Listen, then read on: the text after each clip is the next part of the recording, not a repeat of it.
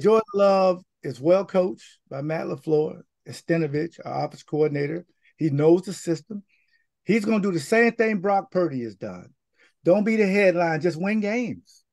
15 to 27, 3 touchdowns, no interceptions, 1 sack.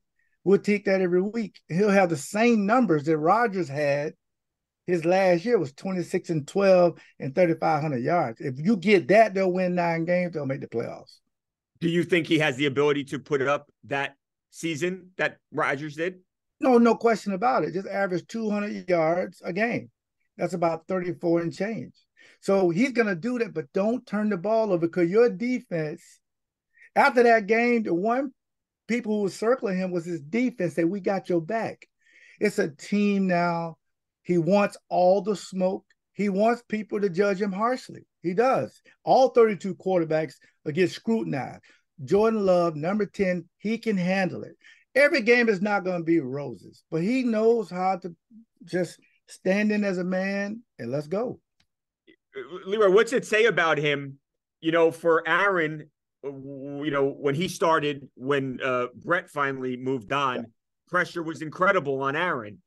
Now the pressure is incredible on Jordan following Aaron and Brett. What does it say about him? First game, week 1, NFL season.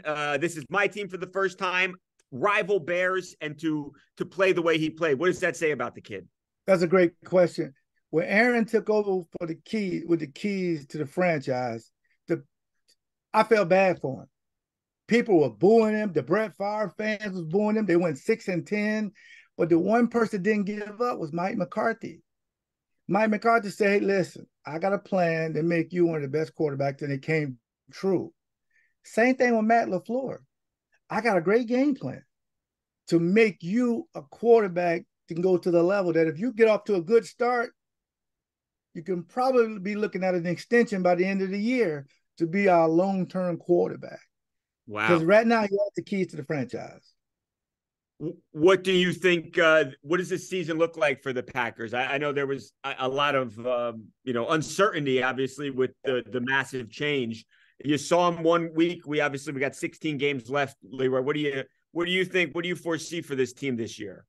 Now, full disclosure, I'm on the board of directors now. Of course. So I'm speaking for myself. Congratulations, by the way, on that. Thank you very much. I appreciate that.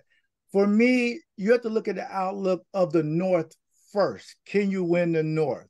Right. Based on the first week, Detroit looks very good. Chicago, you just beat them. Minnesota, they're all over the place. So At one point, you have to feel like it's the first team to 9 or 10 wins can win the North. Do something they couldn't do last year with the Hall of Fame quarterback. They couldn't win 9 games. So I think they'll win 9 or 10 games. I'm very serious about it because the defense and special teams with 2 young kickers can score at least 28 points a week. They're going to be in a lot of games. Last one on Jordan, that class, people talked about Burrow and Tua and Herbert. Is Jordan Love's name going to be grouped in with those guys as the great quarterbacks that came out of 2020? I think he may be better than those guys because he's going to have the opportunity because he had to sit and wait. Some of those guys played right away and you get a chance to judge them. They're going to have more money than him. They got a fast start. Right. But in my class in 1990, my draft class, we had about 4 or 5, maybe 3 or 4 Hall of Famers. There's a lot of guys went before me, but I'm in the Hall of Fame and they're not. So he has to understand as a quarterback, you're going to be scrutinized, but welcome it. Step up, run the system, which works, and you'll be a great quarterback. Well, the Packers fans are going to be happy to hear that, I think, LeRoy. I know a lot of people. Some of them I tell, though, have an open mind, Have an open mind because I understand for a long time, change is good. Sometimes forced change is good. But the good thing about it, Brian Gutekunst, the general manager, thought about this 3 years ago. I need to get a quarterback so I'm not scrambling like some of these other teams like Tampa, Atlanta, the Saints. They didn't have somebody in waiting after their great quarterbacks. The Packers said, we're going to be prepared. And that's tough, LeRoy, right? It's when also the guy that is your quarterback at that time is the reigning back-to-back MVP. It is tough. Yeah. That's why I respect Gutekunst for saying no. I gotta win Absolutely. 5 years from now, not just today. I love it. When I first saw it, I was like, oh, he'll come back and everything will be fine. Just hopefully. But when he went down, this is a shameless plug, but on my Elite 36 podcast, another former player, Gary Ellerson, my co-host, I asked him the same question. And he said, the first thing I thought about is, damn, we're not going to get a first round pick because he has to play 65%. Right. And I said the same thing to myself. But I told him two things can be true. You can say you're disappointed you won't get a first pick. Yeah. But as players, we feel bad for anybody that go down and can't play the rest of the year. So I just feel bad for him when it comes to that. He doesn't feel bad for him. He's just upset about the first round pick. I think you can do both. You did, as a person. Obviously, you're a good dude, Leroy. You felt empathy for him though, because you got to imagine he's crushed. And I know he said yesterday that he was heartbroken, and that's what you would expect. Yes, and I think one of the biggest things, because I've been there before. I broke my shoulder on Lambeau Field, and then you go there, and then the mental health starts to set in. Because I'm having a mental health summit October 28th in Milwaukee. The mental health is, okay, I can't play. I can't help my team. I'm useless now. But that's not true. Your teammates lift you up. And you can always say this. There's nothing wrong with his arm. Right.